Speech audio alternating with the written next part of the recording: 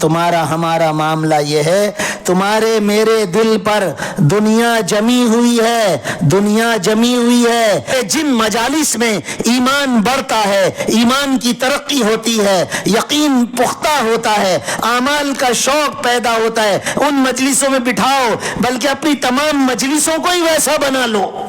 صلی علی سیدنا صلی اللہ علیہ وسلم۔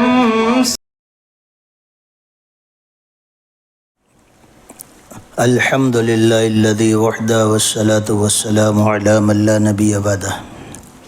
فاعوذ باللہ من الشیطان الرجیم، بسم اللہ الرحمن الرحیم۔ سابقوا الى مغفرة من ربکم وجنة عرضها كعرض السماء والارض اعدت للمتقین۔ صلی علی محمد۔ اللہ تبارک و تعالیٰ نے ہم کو انسان اس لیے بنایا ہے کہ انسانوں کے لیے جنت اور جہنم دونوں بنائی، اور ایمان والے کے لیے جنت بنائی ہے۔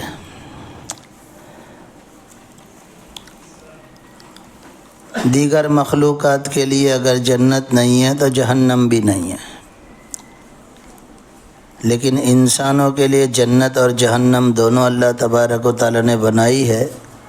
ہاں البتہ جنت صرف ایمان والوں کے لیے ہے کہ جو ایمان کے ساتھ دنیا سے جائے گا وہ جنت میں داخل ہو سکے گا، اور جو ایمان کے بغیر دنیا سے گیا تو وہ جنت میں داخل ہونا تو کجا، جنت کی خوشبو بھی نہیں سونگھ سکے گا۔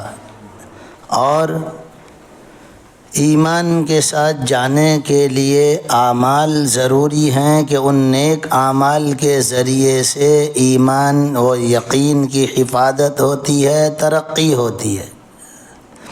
اور اللہ تبارک و تعالیٰ نے اپنے رسول حضرت محمد الرسول اللہ صلی اللہ علیہ وسلم کے ذریعے سے اسی لیے اعمال کے فضائل اور اعمال کی ترغیب دی۔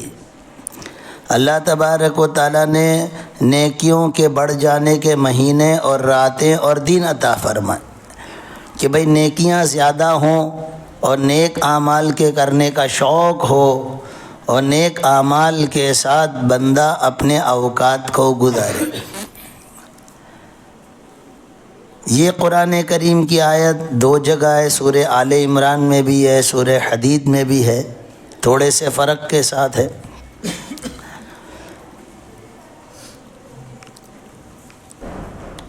اللہ تبارک و تعالیٰ خود ترغیب دے رہے ہیں اور فرما رہے ہیں کہ کمپٹیشن کرو، مسابقت کرو، دوڑو اپنے رب کی مغفرت کی طرف، یعنی ان کاموں کے ذریعے اور ان اعمال کے ذریعے جس سے اللہ مغفرت فرماتے ہیں، ان اعمال کی طرف دوڑو۔ حدیث پاک میں کئی جگہ ایسا آ رہا ہے کہ، اور قرآن کریم میں بھی اللہ تبارک و تعالیٰ ان الحسنات یذہبن السیئات کہ مغفرت کس کی ہوتی ہے کہ وہ گناہوں کی اور اعمال کی کوتاہی کی اور اللہ کی ناراضگی کی اور صغیرہ کبیرہ کی مغفرت ہے۔ تو کئی نیک اعمال ایسے ہیں کہ جس کے ذریعے سے مغفرتیں ہوتی ہے، جیسے کہ حج کے ذریعے سے مغفرت ہوتی ہے، نماز کے لیے قدم بڑھ رہے ہیں اس کے لیے مغفرت ہوتی ہے۔ آج ہی پڑھا گیا، کتاب میں آیا کہ جو فجر کی نماز کے بعد بات کرنے سے پہلے 10 مرتبہ یہ کلمہ کہے، لا الہ الا اللہ وحدہ لا شریک لہ لہ الملک ولہ الحمد بیدہ الخیر انک علی کل شیء قدیر، یہ پڑھے تو اللہ تبارک و تعالیٰ اس کے 10 نیکیاں نامہ اعمال میں لکھیں گے، 10 گناہ معاف کریں گے، اور جنت میں 10 درجے بڑھیں گے۔ دن کے اندر ایسے وساوس کہ جس کے ذریعے سے آدمی بگڑتا ہے اس سے محفوظ رکھیں گے۔ تو مختصر اللہ تبارک و تعالیٰ نے نبی کے ذریعے سے فضائل بتا کر اعمال کی طرف متوجہ فرما رہے ہیں تاکہ میرے بندے کا ایمان بچ جائے، گناہوں کی وجہ سے ایمان کمزور پڑتا ہے، بلکہ مسلسل گناہ کبیرہ یا مسلسل گناہوں میں رہنے کی وجہ سے اللہ سے بھی تعلق ٹوٹ جاتا ہے اور پھر کبھی کبھی ایمان بھی چلا جاتا ہے۔ تو ایمان کی حفاظت کے لیے اعمال ہیں۔ مختصر اللہ تبارک و تعالیٰ نے رمضان کے مہینے سے پہلے 2 مہینے عطا فرمایا اور نبی کریم صلی اللہ علیہ وسلم کے ذریعے سے اس میں برکت کی دعا سکھلائی، اور پھر اس میں بھی کچھ اعمال رسول اللہ صلی اللہ علیہ وسلم اپنے عام زندگی سے پلس اور کچھ اور بڑھا رہے ہیں، اور رمضان تو بہت اور آگے اعمال کے لیے۔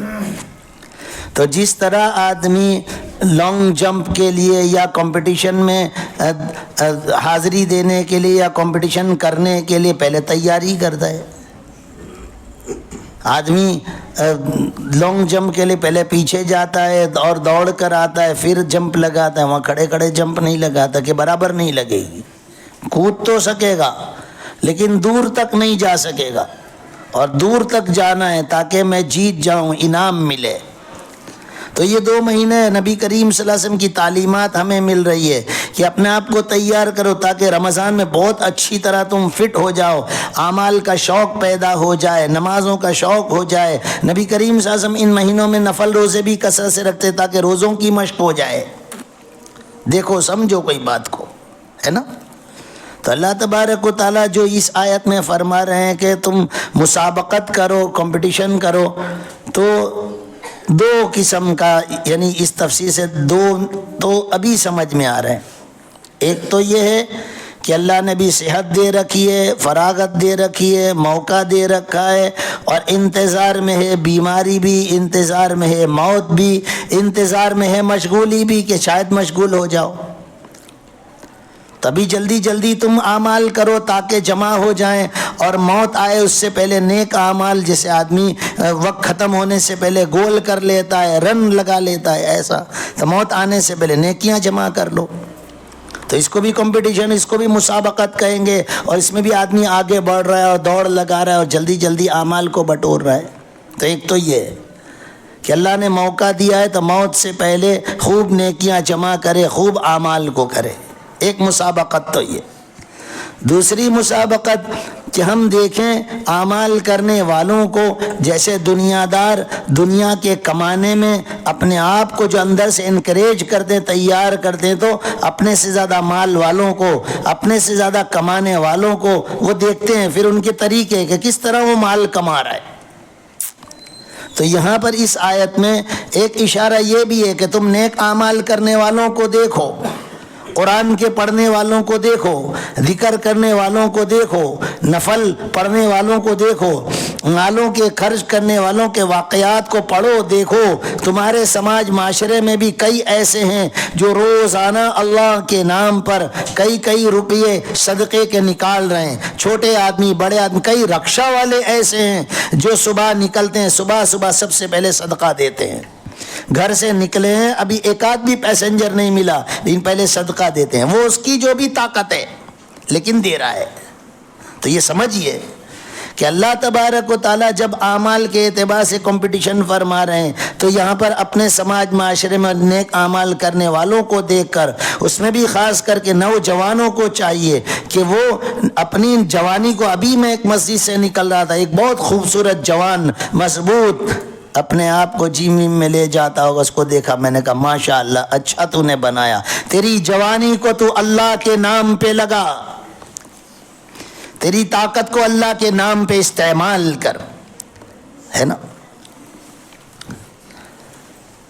رب نے ہم کو بھی موقع دیا، ہم نے بھی بہت کچھ کیا، لیکن رب کا احسان ہے، نیتیں یہ کی تھی اللہ کے راستے کی محنتیں کریں گے۔ پیدل جماعتوں میں جب چلتے تھے کام کا سامان ہم اٹھاتے تھے کہ یہ دن کے لیے ہم نے کثرتیں کی ہے، کسی کو مارنے کے لیے نہیں کی تھی، لا الہ الا اللہ۔ تو ذرا جب اللہ تبارک و تعالیٰ خود جب ہم کو ترغیب دے رہے ہیں اور ہم کو انکریج کر رہے ہیں اور ہم کو اعمال کی طرف دیکھنا چاہتے ہیں، تو ہم کو بھی چاہیے کہ پھر کر کے بتائیں، ہے نا؟ جیسے چھوٹا بچہ اپنے ابا کو خوش کرنے کے لیے کچھ نہ کچھ کرتا ہے، کر کے بتاتا ہے. اور میں یوں کہوں کہ ذرا دیکھو تو صحیح تمہارے ہمارے دیار اور تمہارے ہمارے دور میں چل کیا رہا ہے. جنت کمانے کے لیے ایمان والا آیا ہے اور جنت اعمال کے پیچھے ہے. ایک ایک ذکر اور ایک ایک تسبیح کے اوپر درجات بلند ہو رہے ہیں، ایک ایک آیت پر درجات بلند ہو رہے ہیں. اور کئی احادیث، ایک صحابی کا انتقال ہوا، دوسرے کا بعد میں انتقال ہوا، پہلے شہید ہیں دوسرے اعمال والے ہیں، عمل والا آگے بڑھ گیا. یہ بتا رہے ہیں اعمال کرو. لیکن تمہارا ہمارا معاملہ یہ ہے، تمہارے میرے دل پر دنیا جمی ہوئی ہے، دنیا جمی ہوئی ہے. پورا دن دنیا کا تذکرہ، پورا دن گھر خاندان کی باتیں، یہ ننن وہ بھاوج، یہ ساس یہ سسر یہ بھائی یہ پڑوسی، اس نے یوں کیا اس نے یوں کیا، بھائی یوں کرتا ہے اس نے یہ نہیں دیا، بھابھی یوں کرتی ہے اس نے، پورا دن. ارے تھکتے ہی نہیں ہیں. ارے تھک جاؤ ان باتوں سے، ارے بند کر دو یہ باتیں، سمجھتے ہی نہیں ہیں. ارے تو قبر میں سبحان اللہ نہیں پڑھ سکے گا، ارے وہ تو رک ابھی میں بتاؤں. ارے تو جنت میں چلا جائے گا، جنت میں جانے کے بعد بھی تو پچھتائے گا کہ کاش میں نے اور ذکر کیا ہوتا، کاش میں نے اپنی زندگی کے وقت کو ضائع نہ کیا ہوتا. تو قبر کی کہاں بات کرتا ہے، تو مرنے کے بعد کی کہاں بات کرتا ہے، جنت میں پہنچ جانے کے بعد بھی پچھتائے گا. تو یہ گھر خاندان کی باتیں بند کر دو. ارے تھک جاؤ اس سے، بیٹھ کر اللہ کے ذکر کرو. ارے جن مجالس میں ایمان بڑھتا ہے، ایمان کی ترقی ہوتی ہے، یقین پختہ ہوتا ہے، اعمال کا شوق پیدا ہوتا ہے، ان مجلسوں میں بٹھاؤ. بلکہ اپنی تمام مجلسوں کو ہی ویسا بنا لو کہ جہاں مجلس لگی وہاں پر یہ تذکرے کرو. لیکن مزاج نہیں ہے، طبیعت نہیں ہے، فوراً اندر سے یہ سوال پیدا ہوتا ہے، یہی بات کر کرے تو دنیا بکنے کے لیے آیا ہے؟ کیوں دنیا پورا دن بکتا ہے، جب کیوں نہیں بولتا کہ یہ بکنے کے لیے میں آیا ہوں؟ اس وقت کیوں نہیں سوال پیدا تھا؟ بچہ میں سمجھا رہا ہوں، سمجھ جاؤ کہ دل پر دنیا اتنی زیادہ اثر کر چکی ہے کہ یہی تذکرے اچھے لگتے ہیں. لہذا بند کرو ان کو بھائیو، اس کو بند کرو، اس سے تھک جاؤ. اور کوئی شروع کرے، ارے بھائی بند کر دو یار، اس سے کیا ملنے والا ہے، کیا حاصل ہے، کیا کروڑوں کے لیے دیے کے باقی ہے جو تم لڑ رہے ہو اور تم تذکرے کر رہے ہو.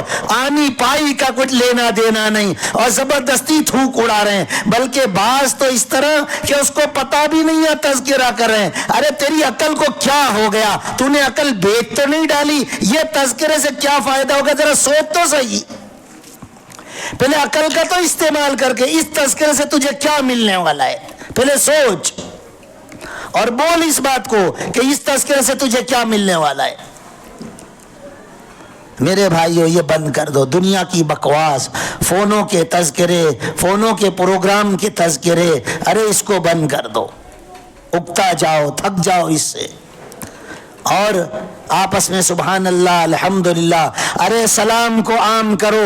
یہ ہمارا علاقہ سارے ہی مسلمان ہوتے ہیں، اکثر و بیشتر سلام دعا پہچان والے، بلکہ نہیں پہچان والے تو بھی مسلمان معلوم پڑتا ہے، لیکن سلام ہی نہیں کرتے. نہ سواریوں پہ چلتے ہیں تو کرتے ہیں، نہ پیدل چلتے ہیں تو کرتے ہیں. کل ہی ایک واقعہ ہوا چھوٹا سا، ایک مسجد سے میں نکل رہا ہوں، اس مسجد میں چند لوگ رنگ لگا رہے ہیں، کلر کر رہے ہیں، ہے نا، ہمارے سامنے کلر کر رہے ہیں، ہے نا. تھوڑی دیر میں نے اس کو دیکھا، اس نے بھی مجھے دیکھا. پھر دیکھنے کے بعد میں نے اس کو یوں پوچھا تمہارا نام کیا؟ اس نے مسلمان نام بتایا. میں نے کہا بھائی تجھے مجھے اوپر تک نیچے تک دیکھنے میں، کوئی مسلمان ہونے میں پہچاننے میں فرق نہیں، سوچنے کی ضرورت نہیں پڑی. میں تو تجھے دیکھ کر سوچ رہا تھا تو مسلمان ہے کہ نہیں، اور پتہ چلتا تو میں سلام کرتا. تجھے مجھے پہچاننے میں جب کوئی تکلیف نہیں ہوئی اور کوئی شک کی گنجائش، سلام کیوں نہیں کیا تو نے؟ آپس میں سلام کو عام نہیں کریں گے. 20 مرتبہ جو دن میں سلام کرے، رسول اللہ صلی اللہ علیہ وسلم کی حدیث پاک ہے، اللہ اس کو جنت عطا فرمائیں گے. 20 مرتبہ سلام دن میں. ارے یہ سلام اس لیے کہ اللہ کے نام میں، یہ صفاتی نام میں سلامتی ہے. ارے تو اس کو روزانہ سلامتی والا سلام کر، نماز میں سلام پھرا، السلام علیکم، السلام السلام بول. تیری قبر حشر میں ارے سلامتی کے ساتھ تو جنت میں چلا جائے گا. یہ 20 مرتبہ سلام، اللہ تیری سلامتی دیں گے تجھے. تو سلام نہیں کرتا، سلام کرنے میں شرم آتا ہے، سلام کا عادت اور مزاج نہیں بنایا تو نے. ارادہ کرو خوب سلام کریں گے، اور زور سے سلام کرنے کا ایک ماحول بناؤ، آپس میں سلام کا ماحول بناؤ. حج عمرہ میں گئے، ارے ایک پر مارنے کو وہاں نہیں ہے، وہاں آپس میں مسلمان سلام نہیں کر رہا. جبکہ حج کی بہترین حج کون سا صحابہ نے پوچھا، نبی کریم صلی اللہ علیہ وسلم نے الگ الگ جواب دیے. ایک جواب یہ فرمایا جس میں کثرت سے سلام ہو. حج کو آ گئے، وہاں پر سارے نیکیوں کو آئے، احرام کے ساتھ آئے، تو کہا سلام کرو سلام. نبی کریم صلی اللہ علیہ وسلم فرما رہے ہیں سلام کو عام کرو، افشوا السلام بینکم، تمہارے درمیان تم سلام کو عام کرو، تمہاری میری پہچان یہ بناؤ. ارے کیا ضرورت فون میں سلام ہلو بولنے کی، کیا ضرورت ہے؟ دیکھ رہے مسلمان ہیں. اچھا اگر کیا بھی تو مزاج بتاؤ. ایک مرتبہ سلام کی آواز نہیں پہنچا تو ہلو شروع، 10 مرتبہ ہلو بولے گا، 10 مرتبہ سلام نہیں کر سکتے تھے. پھر آواز نہیں پہنچا، سلام کے ذریعے سے ہی پوچھو نا میری آواز پہنچتی ہے کہ نہیں پہنچتی. وہ مائک چیک کرنے والا ہلو مائک ٹیسٹنگ کہتا ہے، وہ تو کچھ دوسرا نہیں پڑھتا. تو تم ہم مسلمان ہیں، آواز پہنچے میں مسلمان سلام سے ہی آواز پہنچاوے، کیا ضرورت ہلو سے آواز پہنچاوے. ہاں اگر یہ پتا ہے تم کو یا نہیں پتا چل رہا کہ بھئی کس کا فون ہے پتا نہیں، تو کم میں کم تم شروعات جی سے کرو کہ جی کون بھائی. پھر جب اس نے بتایا فوراً سلام کرو، یا اس نے سلام کیا جواب دو. لیکن میں یہ کہنا چاہتا ہوں کہ کیا ضرورت ہم کو دن بھر میں کتنی مرتبہ ہلو بولو گے اتنی مرتبہ سلام کرو. جنت جمع ہو رہی ہے، جنت کے داخلے آسان ہو رہے ہیں، جنت کے راستے آسان ہو رہے ہیں. ارے تیرے سلام سے جو اللہ تجھے جنت دے رہا ہو، تو وہ سلامتی والے رب کا پیغام مانے، اس کی شریعت کو چلے، اس کے احکام کو مانے. ارے تیری دنیا کتنی سلامتی والی ہوگی. میرے بھائیوں بات کو سمجھو، یہ زندگی کو برباد نہ کرو، دیگر کاموں میں دنیا بکنے میں برباد نہ کرو. پورا دن دنیا بک کر نہ زندگی گزار. تھک جاؤ ان تذکروں سے، تھک جاؤ ان جملوں سے، اور اکتا کے کنٹال کے کہ بھئی بند کر دئیے میں تھک چکا ہوں، مت کریے. یا پھر زور سے ذکر اللہ کا شروع کر دو. ذکر کے ساتھ وقت نہیں گزار سکتے، اللہ کے ساتھ بات کر کے تلاوت کر کے وقت نہیں گزار سکتے، دوست کے ساتھ ہی بات کر کے وقت گزرے گا تیرا میرا. بہت عقل کی تم ڈینگے میں ہانکتا ہوں، بہت میں ہوشیار ہوں، بہت عقل مند ہوں. لا تیری عقل کو یہاں ملا کہ تو عقل کی دھجی اڑا رہا ہے، تو عقل کا استعمال کر ہی نہیں رہا تو جنت کے کمانے میں. لہذا میرے بھائیو ضرورت ہے اس بات کی کہ ہم اپنی زندگی کو کام والا بنائیں. آ رہے ہیں آگے اچھے دن آ رہے ہیں، اور نیکیوں کے خوب بڑھنے کے دن آ رہے ہیں. لہذا ابھی سے تیاری شروع کرو، نمازوں کا اپنے آپ کو پابند کرو. حضرت علی کرم اللہ وجہہ فرما رہے ہیں کہ یہ سابقوا الی مغفرۃ من ربکم، آیت میں اللہ پہ آپ کیا فرما رہے ہیں کہ یوں فرما رہے ہیں جو مسجد میں جلدی آیا سب سے آخر سے نکلے. عبداللہ ابن مسعود فرما رہے ہیں اللہ کے راستے کی صفوں میں سب سے آگے کھڑے رہو. دیکھو نا صحابہ کیا کہہ رہے ہیں، ہم وہ سنیں گے نہیں کبھی. لہذا اپنے آپ کو اعمال کی طرف متوجہ کرو، دنیا بکنا بند کرو. اپنی باتوں میں سبحان اللہ، الحمدللہ، اللہ اکبر، لا الہ الا اللہ، یہ ساری باتیں، یہ جملے وقتاً فوقتاً زبان سے نکلتے ہی ہوں. اور شرماؤ مت، دنیا ننگی ناچ رہی ہے، عورتیں ننگی رستے پہ ناچ رہی ہے، کوئی نہیں شرما رہے. تو سبحان اللہ کہنے میں شرمائے گا، تو شرما نہیں رہا، شیطان نے تجھے دھوکے میں ڈالا ہے. اس میں کیا شرم ہے؟ کیا تیرا سطر دکھ رہا ہے؟ کائے کی شرم کی بات، کس کو کھوٹا لگے؟ ارے ساری دنیا کو کھوٹا لگتا ہو لگے، جس رب نے پیدا کیا اس رب کو میرا سبحان اللہ کہنا اچھا لگ رہا ہے، میں اللہ کو راضی کرنے آیا ہوں۔ صلی علی محمد۔ اللہ تبارک و تعالی سود بود دے، انشاءاللہ یہ عنوان چلتا رہے گا۔ وآخر دعوانا